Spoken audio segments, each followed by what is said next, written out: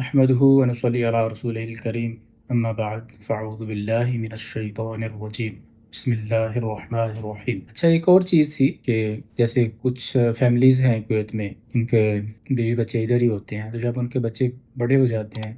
21 years یا ان کی education complete ہو جاتی ہے، تو پھر ظاہر ان کو جاب سائٹ پہ جانا ہے، اپنا کام کرنا ہے، تو ان کے اقامے چونکہ فیملی پہ ہوتے ہیں تو وہ کس طرح ٹرانسفر کریں۔ تو اس میں تھوڑا سا ہوتا ہے ایک کمپلیسٹی ہے، وقت کے ساتھ پتہ تو چل ہی جاتا ہے کہ کیسے جانا، لیکن پھر بھی میں بیان کر دوں کہ جب آپ شون کرتے ہیں فیملی ویزا سے، شون میں جاتے ہیں، ورک ویزا کی طرف آپ جاتے ہیں، جس کفیل کے پاس آپ جائیں وہ پیپر ٹائپ کرتا ہے۔ آج کل پیپر کیسے ٹائپ ہوتے ہیں کہ وہ شون کی سائٹ پہ جاتے ہیں، وہاں پہ فارمز دیے ہوئے ہوتے ہیں، انہوں نے وہ ڈاؤن لوڈ کرتے ہیں، تو پی ڈی ایف فارم میں ہوتے ہیں، تو پی ڈی ایف اسی میں ہی آپ کا پاسپورٹ نمبر، نام وغیرہ لکھ کے، نئے کفیل کا نام، پرانے کفیل کا نام، تو اسی کو، یعنی پیپر ورک نہیں ہوتا، اسی کو ہی اپلوڈ کر دیتے ہیں۔ پھر وہ جب اپلوڈ کرتے ہیں شون کی سائٹ پہ، تو اگر تو نارمل ہوتا ہے ویزا، دوسرے کفیل کی طرف وہ ریکویسٹ جاتی ہے، وہ سائن کر دیتا ہے، اوکے کر دیتا ہے، تو یہ اذن عمل نکل جاتا ہے۔ لیکن جب فیملی سے کرتے ہیں نا،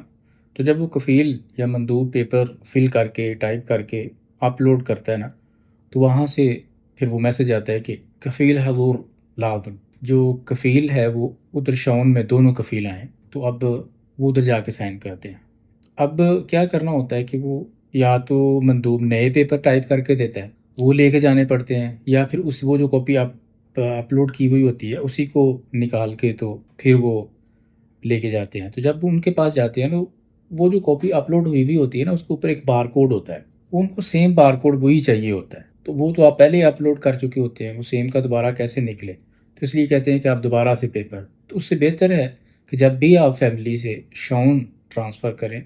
تو ہمیشہ آپ جو پیپر ہیں شون کی سائٹ پہ ان کو ڈاؤن لوڈ کر کے، ٹائپ کر کے تو پرنٹ کر لیں۔ جب فیملی سے کریں، نارمل کی ضرورت نہیں ہے، وہ پیپر جو ہوں وہ پرنٹ کر کے ان کے اوپر کفیل جو نیا والا ہے اس کے بھی، اور جو بابا ہوتے ہیں بچے کے، جو پہلا کفیل ہوتا ہے ان کے بھی سائن ہوتے ہیں، تو وہ سائن آپ نے جا کے شون میں کرنے ہیں ان کے سامنے۔ اور بھی ایک دو پیپر ہوتا ہے کہ اتنی سیلری آپ ایگری کر رہے ہیں، ایک اور پیپر ہوتا ہے اس پہ بھی سائن کر رہے ہیں، سارے پیپر جتنے بھی ٹائپ کیے ہوئے ہوتے ہیں وہ آپ ساتھ لے جائیں، شون میں چلے جائیں، جو آپ کو شون لگتا ہے وہاں آپ نمبر لیں، جب آپ کی باری آئے آپ وہ کینڈیڈیٹ جو موظف ہوتا ہے اس کے سامنے چلے جائیں، وہ دونوں کو آئی ڈی چیک کرے گا، دیکھے گا، وہ ٹھیک ہے، وہ آپ کو بولے گا ادھر سائن کر دے، ادھر سائن کر دے، وہ اپنی اسٹیمپ لگا دے گا، اپنا نام لکھے گا، اب وہ پیپر آپ کو واپس کر دے گا۔